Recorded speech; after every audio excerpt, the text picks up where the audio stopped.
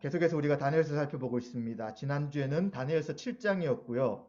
네 짐승의 환상과 그리고 인자 같은 분이 오셔서 이 모든 나라를 통치하시며 다스리는 환상을 다니엘이 보게 되었습니다. 그래서 우리는 네 짐승이 무엇이냐? 정확하게는 알 수 없으나 그 다니엘 이후에 일어나는 여러 나라들, 바벨론부터 시작된 세계 여러 나라들이라고 우리는 볼 수 있다고 보았고요.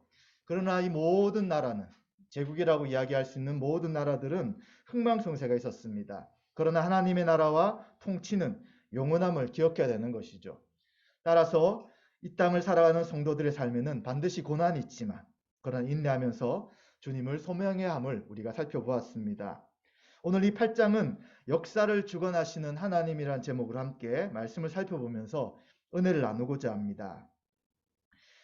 계속해서 이 다니엘이 꾸는 꿈이나 환상은 우리가 그냥 읽었을 때는 도대체 이게 어떤 이야기지 하고 잘 알 수 없는 부분입니다. 그러나 감사하게도 다니엘서는 이 꿈에 대한 해석들이 나타나서 어떻게 이 꿈과 환상을 이해될지를 알게 됩니다. 특히 오늘 8장도 환상을 보고 그 환상에 대한 해석을 해주기 때문에 우리가 이 환상이 이렇게 되는구나를 분명히 알 수 있습니다. 그래서 먼저는 앞부분에 다니엘이 본 환상을 보고요. 그리고 뒤에 또 천사를 통해 해석해주는 그 내용들을 살펴보며 같이 은혜를 나누고자 합니다. 먼저 1절부터 8절에 보시면 다니엘이 꿈을 꾸게 되는데 환상을 보게 되는데 이 환상에는 두 짐승이 나타납니다. 한 짐승은 수량인데 두 뿔을 가진 수량이었고요. 또 한 짐승은 털이 많이 난 숫염소를 보게 됩니다. 먼저 1절 4절에 보시면 이 다니엘이 벨샬살 왕 제3년의 환상을 보았다라고 이야기하고요.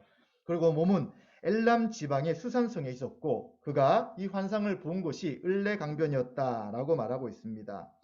이 수산성은 바벨론의 수대 가운데 하나였고요. 그리고 을레강변은 수산성에서 멀지 않은 인공적으로 만든 호수 근처라고 이야기하고 있습니다. 그런데 이것이 다니엘이 그 자리에 있었는지 아니면 환상을 본 장소인지는 분명하지 않지만 제가 이해했을 때는 다니엘이 환상을 본 장소를 이제 수산궁, 이제 환상을 보니까 장소가 수산궁이며 을레강변이었다 이렇게 저는 좀 이해를 하고 있습니다.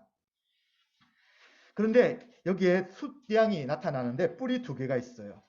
뿔이 두 개가 있는데 한 뿔은 길고 다른 뿔은 짧아요. 그런데 이 긴 뿔이 언제였냐면 나중에 난 뿔이다 라고 이야기합니다. 그리고 이 수장이 서쪽, 북쪽, 남쪽을 향해 받는 거죠. 이 뿔이 있을 때는 보통 수컷들이 뿔을 가지고 싸우게 되잖아요. 그거를 묘사하면서 서쪽, 북쪽, 남쪽을 향해 계속 받으면서 그의 영향력을 더 확장시켜 나가고 있습니다. 그런데 얼마나 강했는지 당하는 짐승, 이것을 이길 만한 짐승이 없었고요. 그리고 그 손에서 구할 자가 없을 정도로 이 두 뿔을 가진 수장은 굉장히 강하였습니다. 그리고 또 원하는 대로 행하고 강하였다라고 이야기를 하고 있습니다.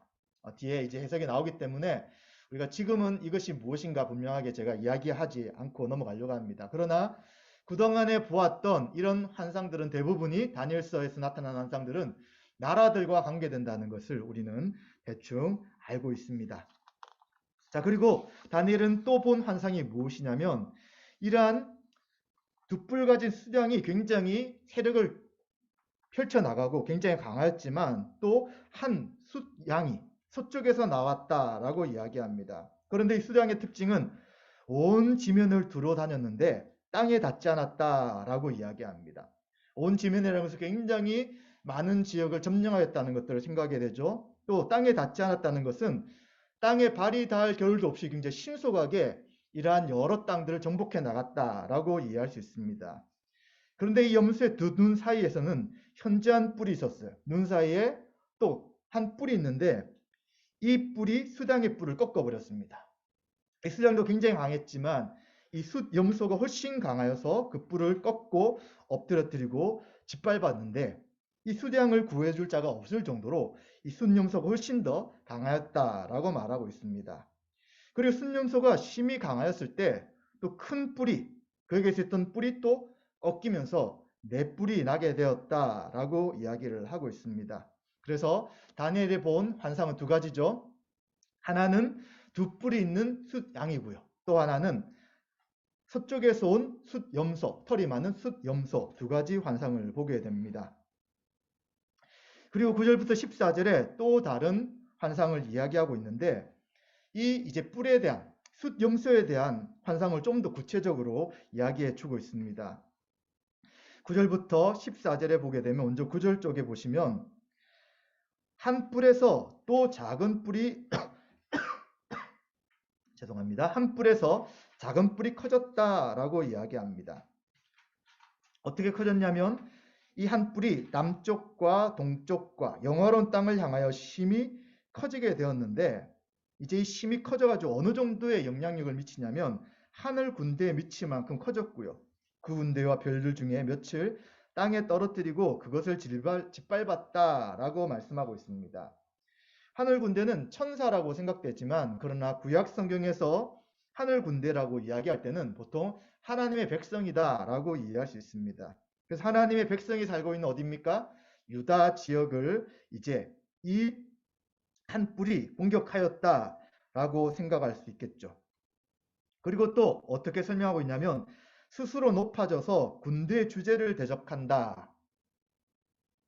스스로 높아졌는데 이 군대의 주제는 바로 이스라엘 백성의 주가 되시는 하나님이라고 볼 수 있습니다. 그래서 이 뿔이 하나님을 대적하는 악한 일들을 계속하게 되는 것이죠. 그리고 더 나아가서 매일 드리는 제사를 없애버리는 거예요. 매일 드리는 제사는 이제 구약의 제사 제도에 보시면 아침과 저녁에 번제를 매일 드리게 됩니다. 그래서 항상 드리기 때문에 상번제다라고 표현하고 있는데 그 번제를 없애버리는 거예요. 그리고 그 하나님의 성소를 헐어버립니다. 또 악으로 말미암아서 백성이 매일 드리는 제사가 넘김바 되고 이 매일 드리는 제사도 이제 드리지 못하게 만든다는 것이죠. 진리를 땅에 던지며 자의로 행하여 형통하였다. 스스로 행하면서 형통케 되는 일이 있었다라고 9절 12절에 또 그 환상에 대한 것을 설명하고 있습니다. 그리고 이제 13절 14절에 보시면 한 거룩한 이가 묻게 되고 다른 거룩한 이에게 묻게 되는 것이죠. 환상에 나타난 바 매일 드리는 제사와 망하게 하는 죄악에 대한 일과 성세 백성이 내준 바 되며 짓밟힐 일이 어느 때까지 이를 것인가 라고 묻게 될 때 이제 이것은 2300 주야까지고 그때 성소가 청결하게 될 것이다 라고 이야기를 해주게 됩니다. 그래서 이 2300 주야가 어떻게 이해를 해야 되느냐 할 때 두 가지를 보통 학자들이 이야기합니다. 하나는 2300일을 그냥 날짜로 해서 약 6년간의 기간으로 이해하는 사람이 있고요. 또 주야라고 했기 때문에 아침 저녁이기 때문에 아침과 저녁을 반으로 나눠서 1150일로 해석해서 한 3년 정도의 기간이다라고 이야기하는 사람들이 있습니다. 이것이 어떤 뜻인지는 조금 뒤에 한 번 더 우리가 해석을 해나가는 부분에서 살펴보도록 하겠습니다. 자, 이러한 환상을 보았는데 이것이 어떤 나라에 대한 것이구나 라고 생각할 수 있지만 우리가 정확하게 이것을 이해할 수가 없어요. 다니엘도 마찬가지로 이 환상이 도대체 무엇인가에 대해 정확하게 알 수는 없었습니다. 그래서 이제 15절부터 27절에 보시면 이 환상, 다니엘이 본 환상에 대해서 이제 해석을 해주는 내용이 기록되고 있습니다. 그래서 우리가 15절부터 27절을 또 앞절과 연결시켜서 한번 살펴보도록 하겠습니다. 이제 다니엘이 이러한 것을 보았을 때에 사람 모양 같은 것이 내 앞에 섰다라고 이야기하고요. 또 을레 강변 언덕 사이에 15절에 사람의 목소리가 있어 외쳐 이르되 가브리엘아 이 환상을 이 사람에게 깨닫게 하라 라는 말씀이 들립니다. 그래서 지금 최초로 이 다니엘서에 이 가브리엘이란 천사 이름이 기록되고 있습니다. 그래서 가브리엘은 예수님의 육체의 아버지였던 요셉에게 나타나서 하나님의 소식을 전했던 그 가브리엘이라고 이야기할 수 있죠. 그래서 가브리엘은 하나님의 뜻을 전하는 천사라고 이해할 수 있습니다. 이 가브리엘이 다니엘 앞에 왔을 때 다니엘은 두려워하여서 땅에 엎드려지게 되고요. 그리고 이 가브리엘이 이 환상에 대해 설명을 해 가는데 이 다니엘은 너무 두려웠는지 이제 깊이 잠에 들게 됩니다. 그리고 가브리엘 다시 이 다니엘을 깨워 일으켜서 이 환상에 대한 설명을 이어가고 있습니다. 그래서 15절과 19절에는 이 환상에 대해서 뭐라고 이야기하냐면 진노하시는 때가 마친 후에 될 일이다. 그리고 이 환상은 정한 때 끝에 관한 것이다 라고 하면서 언제 이루어질 것인가에 대해서 분명하게 이야기합니다.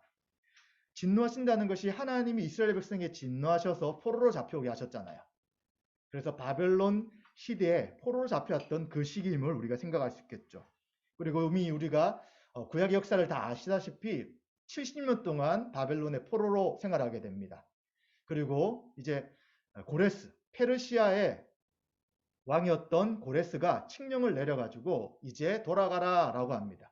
그 이유는 앞에 있는 나라들은 포로로 데려와서 자기 사람 만들려고 했지만 이 페르시아의 고레스는 돌아가서 자기 나라를 회복하고 곳에 살아라는 칙령을 내리게 됐죠. 이것은 하나님의 뜻에 의해서 행하게 된 것이었습니다.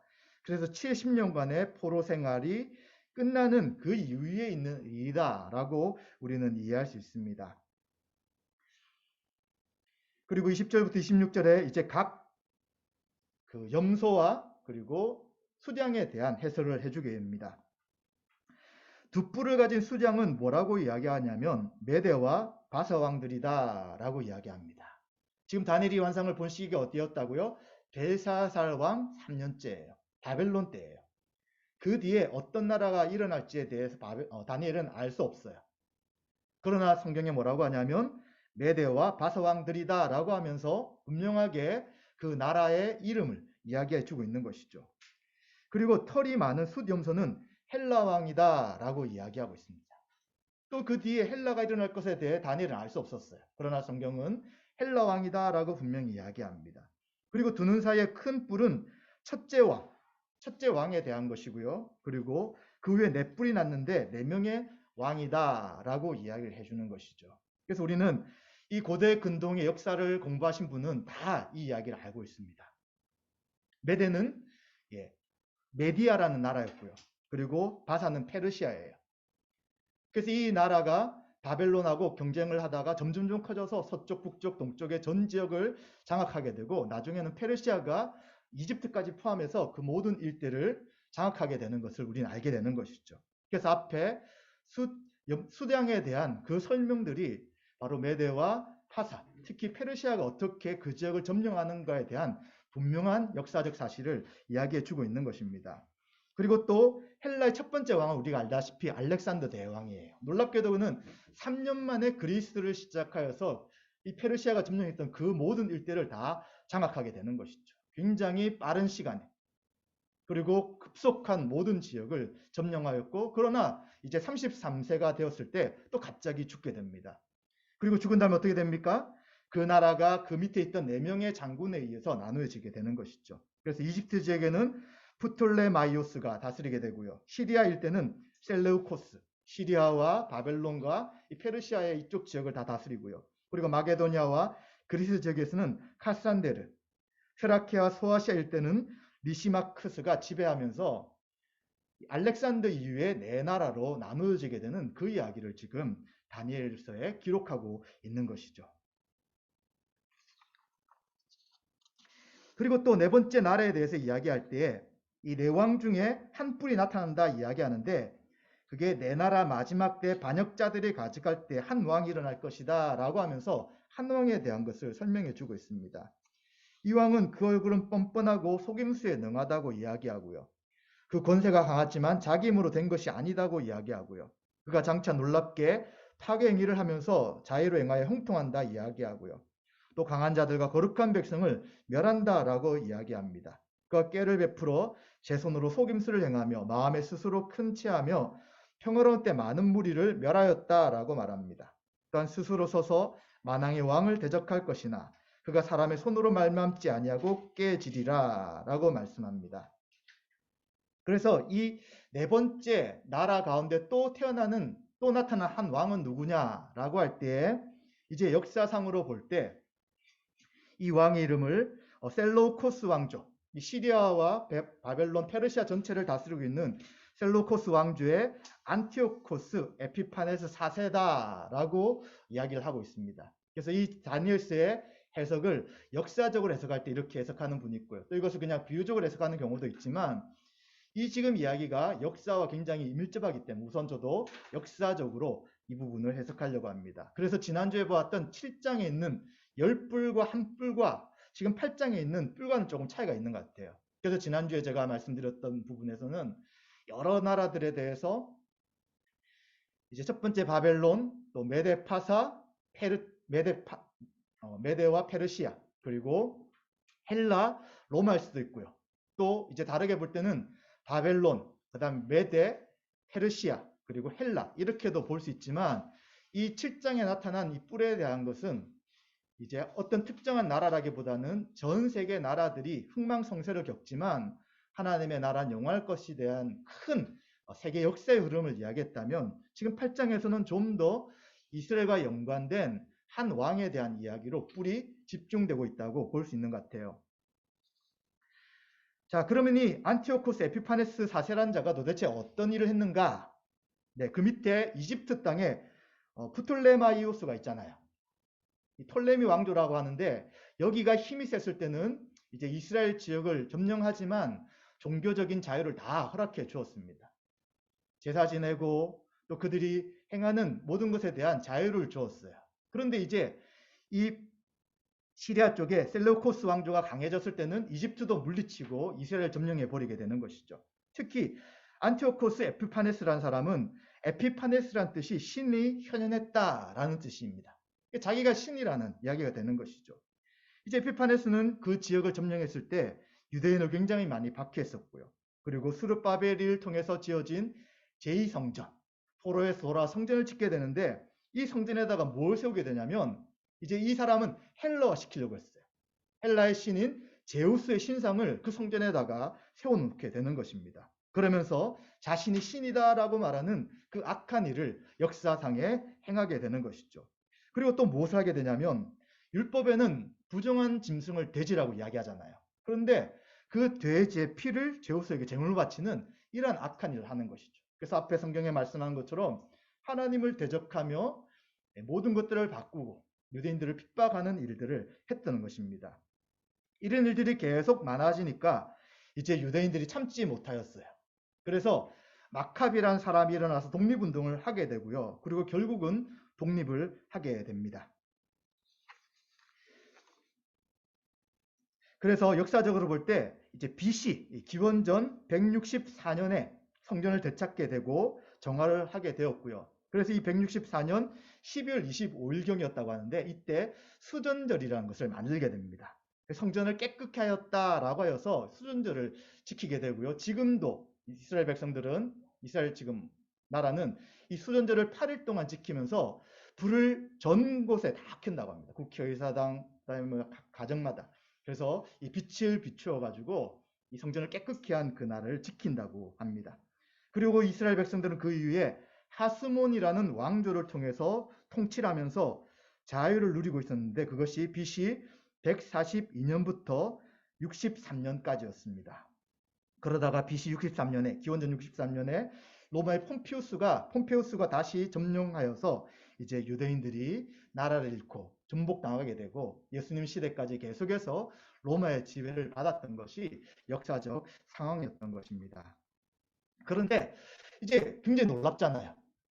이 다니엘서가 기원전에 기록이 된 성경인데 그 뒤에 있을 헬라에 대한 이야기 그리고 페르시아에 대한 이야기 이런 이야기를 다 하고 있으니까 사람들이 어떻게 생각하냐면 특히 이제 자유주의자들은 이것은 후대에 다니엘 이름을 빌려서 기록한 것이지 이것은 그 전에 기록된 것이 아니다. 예언이 아니다. 이런 주장을 하는 사람들이 있었습니다. 처음에는 이제 이것이 굉장히 동의가 되었죠. 어떻게 그 미래에 대한 일들을 자세하게 이렇게 기록할 수 있는가? 이것은 후대 사람이 그런 거 분명한 것이다 라고 했지만 몇 가지 증거들이 발견이 되었어요. 지난번에도 말씀드린 것처럼 1800년대에 이 벨사살이라는 이름을 찾을 수가 없었어요. 성경에만 기록이 되었기에 벨사살은 바벨론의 마지막 왕이 아니다 라고 생각하고 있다가 토판이 발견된 거예요. 토판에 이 벨사살의 왕에 대한 기록이 나오기 때문에 벨사살이 가짜가 아니구나를 사람들이 인정하기 시작했습니다. 그리고 또 한 가지는 이 다니엘서가 기록된 것이 아람어인데 이것은 이후에 기록된 것이 그 시대 아람어가 아니다 이렇게 사람들이 주장하다가 나중에 아람어를 잘 분석하다 보니까 이 기록된 아람어가 기원전 6세기에 사용된 아람어다 궁중에 사용했던 수준 높은 아람어다 이런 것이 발견되면서 이것이 후대에 쓴 기록이 아니라는 것이 또 드러나게 됩니다. 그렇기 때문에 우리는 이 다니엘서 8장의 이야기가 그냥 후대에 이미 있었던 역사를 기록한 것이 아니라 하나님께서 이후에 있는 일들이 어떻게 일어날 건가에 대해서 다니엘에게 환상을 주시고 그 환상을 기록한 하나님의 예언이다 하고 우리는 이 말씀을 받아들여야 될 것입니다.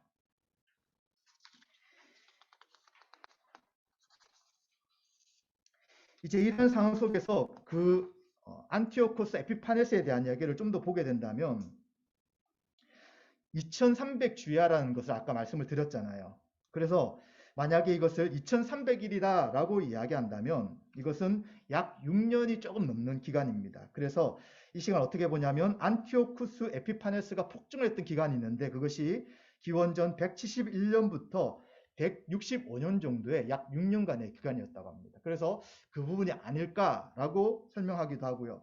또 하나는 이것을 아침 저녁이기 때문에 1150일이라 한다면 약 3년이 조금 지나는 3년 1개월 좀 지나는 그 기간입니다. 그럼 이 기간이 언제냐라고 할 때에 이제 제우스 신상을 세웠던 날이 BC 167년 12월경이었고요. 그리고 이제 마카비를 통해서 독립하여 성전이 정화된 수준들을 지키는 그날이 BC 164년 12일이었기 때문에 약 3년 정도의 기간이 됩니다. 그래서 아마 그 기간이 아닐까라고 설명하는데 정확하게는 잘 모르겠고 그러나 분명한 것은 이 아피파네스 4세로 인해서 핍박받았던 그 시간 가운데 이 다니엘서에 기록된 이 예언의 날과 거의 일치한다라고 우리는 생각해 볼 수 있다는 것입니다. 사실 이런 이야기를 하면 우리 좀 이성적인 사고를 하고 역사를 아는 사람들은 굉장히 놀라게 될 수밖에 없는 거예요. 어떻게 이 미래에 있을 일에 대해서 성경은 이렇게 자세하게 기록이 되어 있을까라고 할 때 우리는 이것이 뭐 뒷사람이 섰다 이렇게 보지 말고 살아계신 하나님께서 이제 다니엘에게 이스라엘 백성들이 일어날 그 모든 역사에 대한 것을 알려주셨기 때문에 알려주시고자 하는 그 뜻이 무엇이었을까를 우리가 먼저 생각해 봐야 합니다. 그래서 1차 독자의 의미로 생각해 보는 것이죠. 다니엘은 이제 그 뒷장에 보시면 포로 생활이 70년인 것에 대해서 분명히 인식하고 있었습니다. 70년이 돼서 이제 이스라엘 백성이 그 땅으로 돌아갈 거예요. 유다의 땅으로. 그런데 돌아가서 어떻게 된다는 거예요?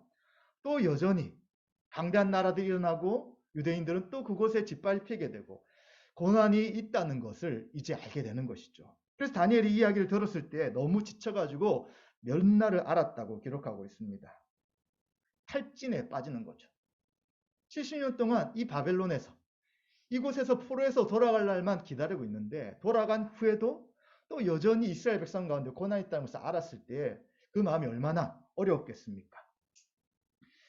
그리고 그가 이 환상으로 놀랬지만 그 뜻에 대해서 깨닫는 자도 없었다라고 하고 있는 것이죠.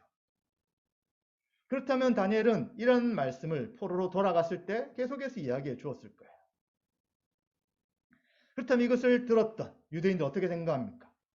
마음의 긴장을 하게 되는 것이죠. 그래서 나중에 여러 그 시대 이후의 성경에 보시면 이들이 돌아와가지고 다시 말씀으로 돌아가자 하면서 회개운동을 일으키게 되고요. 성전을 재건할 뿐만 아니라 그의 삶에 말씀이 없었기 때문에 하나님 말씀 어겼기 때문에 심판당했다라고 하면서 그들이 이제 하나님 뜻대로 살려고 하는 그런 운동들이 계속 지속되는 것을 보게 됩니다. 그러나 안타깝게도 그 일과 함께 계속해서 그들이 범죄함을 통하여 또 나라를 로마에 빼앗기는 일들이 생기지만 그러니 다니엘서 말씀을 아는 유대인들은 우리의 평화가 우리가 자유를 누리는 것이 계속되는 것이 아닐 수 있다는 생각을 하면서 그 고난을 준비하는 믿음의 삶으로 준비해 나가는 그러한 말씀이 될 수 있다는 것입니다. 그러면 지금 2022년도 2월 달에 이 말씀을 듣는 우리들은 어떻게 합니까? 이 세계 역사가 어떻게 움직인다고요?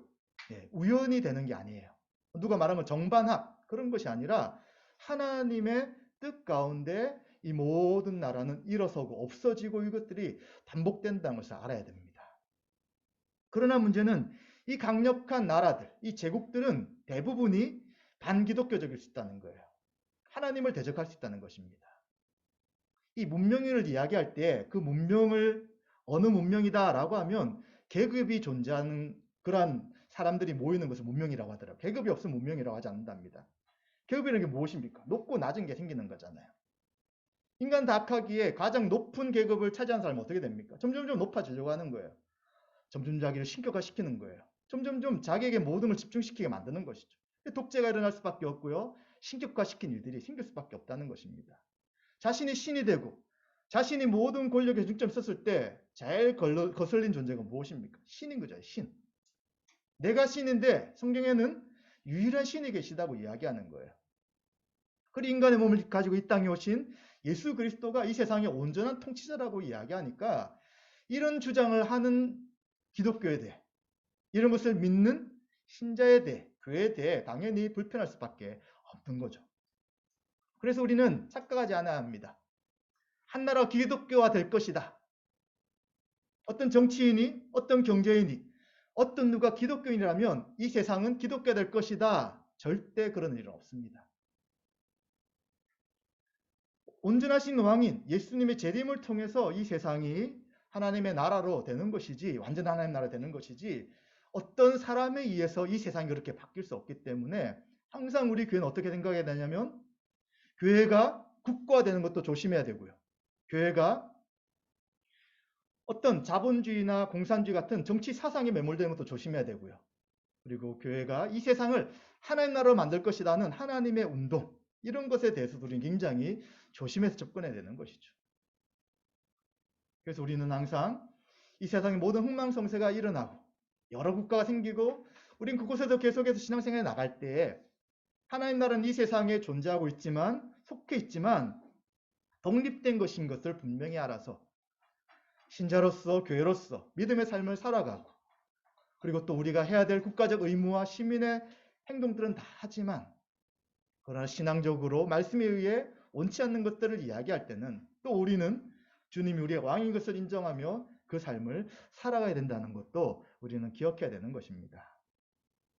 그래서 우리나라 역사도 마찬가지고 서양 역사도 마찬가지지만 교회가 항상 이 균형을 잡지 못했을 때 정치화되거나 또 잘못되거나 또 어쩔 때는 정치적으로 굉장히 큰 것이 하나님 나라다라고 이야기하면서 또 그것으로 인하여 또 다른 사람을 억압하는 일들을 하는 그러한 역사가 반복된 것을 우리는 생각해야 합니다. 그래서 우리는 하나님 나라가 어떻게 될 것이냐 이 땅의 나라와 상관없이 예수 그리스도의 재림을 통해 온전한 이 세상을 심판과 회복해 주실 때에 하나님 나라가 완성된다고 생각하시고 그것이 이루어질 때까지는 교회 안에서 하나님 나라가 이루어지는 것이고 그리고 그 믿는 자들이 모이는 곳이 하나님 나라인 것을 생각하며 교회적 삶에 대해 우리는 더 집중하고 또 교회적 삶을 통해 신자가 세상에서 하나님 뜻대로 살아가는 그 일이 우리가 이 땅에서 해야 될 일인 것들을 기억하며 나아가는 것이 필요하다는 생각을 하게 됩니다. 또 우리는 이런 것을 생각할 때에 매일매일 우리가 살아갈 때 역사의 주관자가 하나님이시라면 또 역사의 주관자가 예수 그리스도를 통해서 하나님 나라를 하나님께 모든 딸을 돌릴 때까지 예수님이 우리의 왕이시라면 우리는 누구를 왕으로 인정하며 살아야 합니까? 항상 자신이 왕이다 이런 생각하게 되고요. 또 아니면 자기보다 더 힘센 것이 왕이다 생각하는 이 시대에 우리의 진정한 왕은 예수 그리스도십니다. 예수는 우리의 왕이시며 그분을 의지하는 믿음의 삶을 살아가는 것이 우리 신자가 살아가는 마땅한 일인 것이죠. 매일매일 그분께 영광을 돌리며 살아가야 되는 것입니다. 그러기 위해서 우리의 삶 가운데 하나님의 말씀을 분명히 알아야 되고요. 그리고 하나님의 말씀을 알고 순종해 나갈 때 우리에게 어려움이 있을 수밖에 없어요. 그것을 생각하며 인내하며 믿음의 삶을 살아야 합니다. 예수님은 이 다니엘서 이 말씀을 어떻게 말씀하시냐면 로마에 의해서 예루살렘 성이 그리고 이 성전이 무너질 것에 대한 말씀을 합니다. 이 시기에 있었던 이 사건처럼 거룩한 곳에 더러운 것이 선 날을 볼 것이다 라고 하면서 이방인들이 침략할 때 이제 산에 있던 사람은 집으로 돌아가지 말라라고 이야기하시죠. 그래서 이것도 역사적으로 볼 때 로마가 예루살렘을 점령하고 이제 거의 다 무너지려고 했을 때 유대인들은 그곳에서 결사항전하고 끝까지 남아서 다 죽었지만 이제 신자들은 그 예수의 말씀을 듣고 산으로 도망가서 그 대고난의 시대에 그 핍박의 시대에 피해를 본 자가 별로 없었다. 이런 역사가 기록되어 있는 것입니다. 그리고 이런 예수님의 말씀은 또 계시록에도 기록이 됩니다. 다니엘서 말씀을 인용해서 계시록에 이 짐승에 대한 이야기가 나오고요. 이 짐승이 그 당시는 누구였냐면 로마 제국이었죠. 로마가 계속해서 성도를 핍박하고 그의 권력을 가지고 하나님을 대적하지만 그러나 다니엘서의 이 예언처럼 이 로마도 망할 것이다. 바로 하나님의 아들이신 예수 그리스도 이 땅에 오셔서 하나님 나라를 완성할 것이다. 그 상황 가운데 인내하고 기다리며 사랑 가운데 믿음의 삶을 살아라 라고 이야기하면서 예수 그리스도의 재림을 기다리라고 요한계시록은 기록하고 있는 것이죠. 우리 시대도 마찬가지일 거예요. 지금 한국 사회에서는 이런 극심한 육체적 고난은 없습니다. 그러나 선진국이 되고 부자가 될수록 우리는 계속해서 물질을 신으로 섬기려는 유혹에 많이 빠지게 됩니다. 그리고 과학이나 이성이 왕이라고 생각될 때 참 많은 거예요. 어쩌면 더 보이지 않는 적과의 싸움일 수 있다는 거예요. 그렇기 때문에 우리 교회는, 우리 신자들은 누가 지금 이 시대에 나의 삶에 누가 왕인지를 매일매일 생각하고 예수 그리스도만이 참된 왕이시며 그분은 우리의 왕을 인정하며 삶은 삶이 하나님께 기뻐하며 영광 돌리는 삶인 것을 기억하시며 매일매일 믿음으로 살아가시는 저와 여러분 되시기를 주님의 이름으로 축원드립니다.